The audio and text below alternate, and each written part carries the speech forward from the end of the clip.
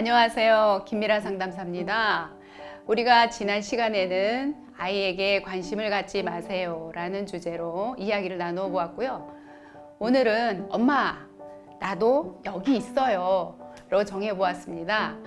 우리 부모님들 조금 힌트가 떠오르실까요? 가정에 자녀들을 며칠 두셨나요? 3명을 두신 분도 있고 2명의 자녀가 있는 분들도 있겠죠. 아하, 저처럼 2명의 자녀를 두셨다고요? 혹시 4명의 자녀를 두신 분도 있을까요? 대단하십니다.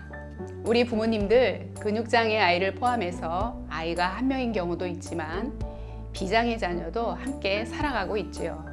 그런데 신체적으로 불편함이 드러나지 않은 비장애 아이들이 더 아프다고 무언의 소리를 지르고 있다고 보시면 되겠습니다. 뭐라고요? 엄마, 아빠, 나도 여기 있어요 라고요. 자, 그러면 이제부터 이렇게 무언의 소리를 지르고 있는 친구들을 한번 만나보도록 하겠습니다. 제가 상담 현장에서 만나본 비장애 자녀들은 낮은 자존감과 압박감 그리고 부담감까지 삼중고를 경험하고 있는 것으로 나타났습니다. 나는 왜 이 집에 태어난 거지? 아픈 형한테 부모님들은 모두 신경을 쓰고 형이 주로 우리 집은 돌아가는데 나는 기쁨 좀 하려고? 형의 도우미가 되려고? 부모님들 힘들 때 즐거움을 선사하는 나는 개그맨이야? 이런 의문이 든다라고 개인 상담을 할 때 이야기를 하곤 합니다. 미술 심리에서도 비장애 자녀의 스트레스가 오히려 부모님보다 높은 경우를 볼 수 있고요. 부모님은 근육장애를 앓고 있는 아이에게 정신을 쏟다 보니 비장애 자녀가 경험하는 심리, 정서, 그리고 경제적인 면까지도 놓치고 지나기 쉽습니다. 근육장애 자녀의 미래에 대한 포기로 비장애 아이에게 높은 기대 심리는 또 한 번 아이를 옥죄는 압박이 되어서 가출비행 청소년이 되는 경우도 있고 이것이 결국은 가정의 불화로까지 이어지기도 합니다. 현재 50대 후반 아버지들은 대부분 자녀에 대한 모든 것을 아내의 책임으로만 돌리고 잔소리를 하는 경우가 있습니다. 이럴 때 비장애 아이가 잘못하거나 올바르지 않고 판단이 되면 아내에게 그 책임을 묻습니다. 당신은 뭐하고 있길래 아이가 저 정도로 되게 만들었어?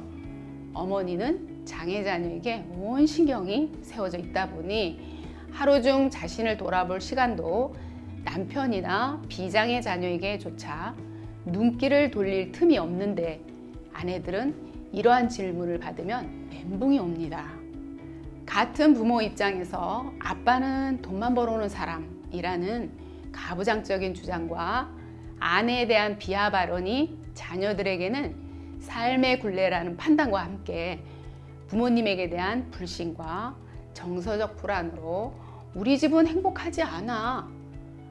결국 부모님의 모습이 미래의 본인 모습이라고 판단을 해버리고 결혼관념까지 깨지는 순간이 되기도 합니다. 부모님의 무언의 압박이 비장애 형제 자매에게 영향을 주지 않게끔 신경을 많이 써야 하는 부분입니다.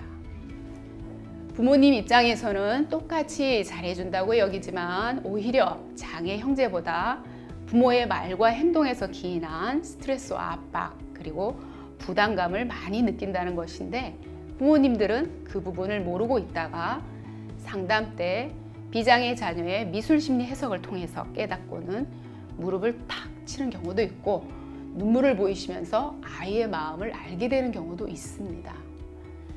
또 아이가 가출 경험을 하고 난 후에야 후회를 하시고 비장애 자녀에게 관심을 갖기 시작하지만 이미 자녀의 마음은 닫혀 있습니다.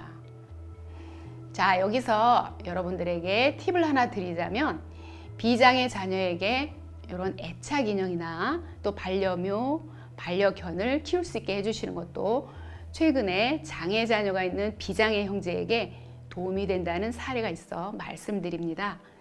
비장애 자녀에게 부족한 부모님의 애정 결핍이 이런 인형이나 또 동물을 통해서 피드백을 받으면서 심리 정서적 편안함을 경험한다고 합니다. 부모는 자녀를 양육하고 교육시켜야 하는 의무와 책임이 있지만 비장의 자녀는 태어난 이유밖에 없는데 부모님 중 어떤 분은 내가 없으면 네가 형을 책임져야 해. 친구들과 좀만 놀고 일찍 들어와. 그리고 형 챙겨. 네가 도와줘야지. 이렇게 어른인 부모도 힘든 것을 나이 어린 집안의 막내이고 한창 친구들과 노는 것이 행복할 나이인 청소년기의 비장애 자녀에게 요구한다는 것은 반발심과 스트레스를 가중시키는 일입니다. 예를 들어 내가 왜 도와줘야 돼?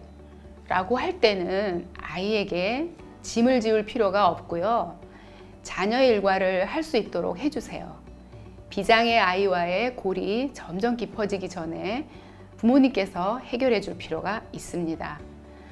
저도 큰아이가 비장애이고 둘째가 근육장애로 활동지원사 매칭이 되지 않을 때 큰아이에게 도움을 받으면서 골이 아주 깊었던 때가 있었죠. 그래서 그때 주변 분들의 도움을 요청해야만 아이를 케어할 수 있었고요.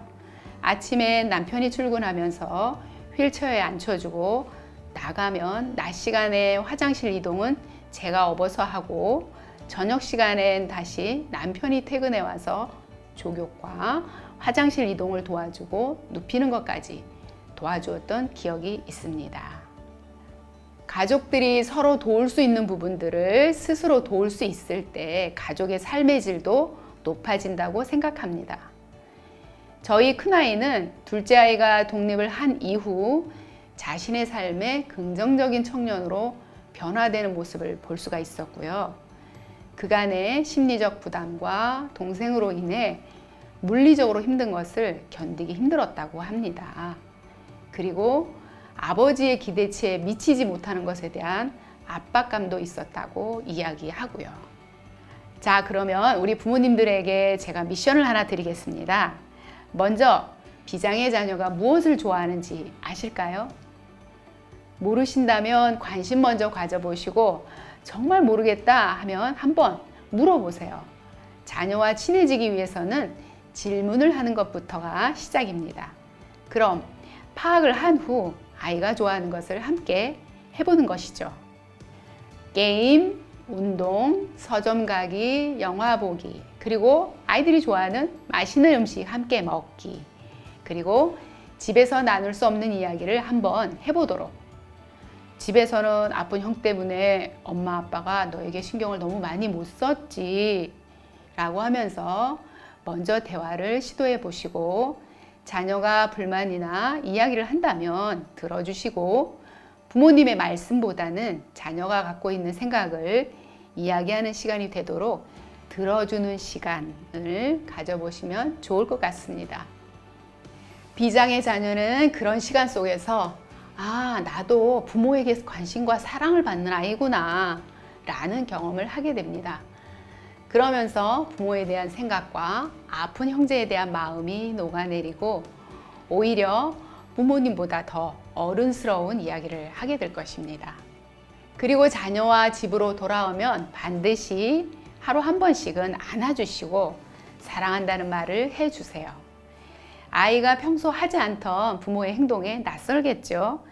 당연히 그럴 수밖에 없겠죠. 그럴 때는 그간 엄마가 너에게 너무 무심했지, 혹은 네가 이렇게 건강하게 자라주어서 정말 고맙고 감사해 라고 한다면 아이는 마음이 편안해지면서 꾸준한 부모의 이런 행동들이 점점 본인이 사랑받는다는 것을 느끼게 되고 그 사랑이 근육장애 형에게도 도미노처럼 전달이 될 것입니다. 아이는 사랑을 먹고 자란다는 것을 너무나도 잘 알지만 실천하지 못했던 우리 부모님들, 오늘부터 한번 시작해 보도록 할까요?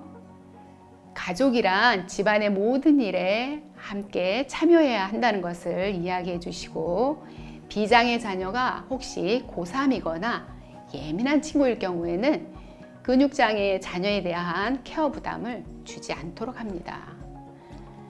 부모님께서 한번 비장의 자녀와 데이트를 시작하셨다면 일관성 있게 한 달에 한 번 몇째 주에 할 것인지를 함께 정하셔서 실천하는 것이 자녀에게도 신뢰를 쌓을 수 있고 정서적으로 본인이 사랑을 받는 시간이라고 생각하고 기다리게 될 것입니다. 그러면서 그간에 힘들었던 것이 눈 녹듯 녹아내릴 수 있을 것입니다. 그러나 이 실행은 정답이 아니라 어디까지나 저의 예를 들어드린 것이니 더 좋은 방법이 있으시다면 실행해 보는 것도 좋을 것 같습니다. 저도 큰아이와 둘째아이 사이에서 정답이 무엇이다 라고는 할 수 없지만 그래도 우리 아이들이 서로 미워하지 않고 잘 지낼 수 있는 게 목표이고 어떻게 해야 하는지는 아직 숙제이긴 합니다. 자, 그러면 오늘 강의 잘 들으셨나요? 오늘은 여기까지 준비해 봤습니다. 다음 시간에는 학교 생활에 대해서 함께 이야기를 나누어 보도록 하겠습니다. 감사합니다.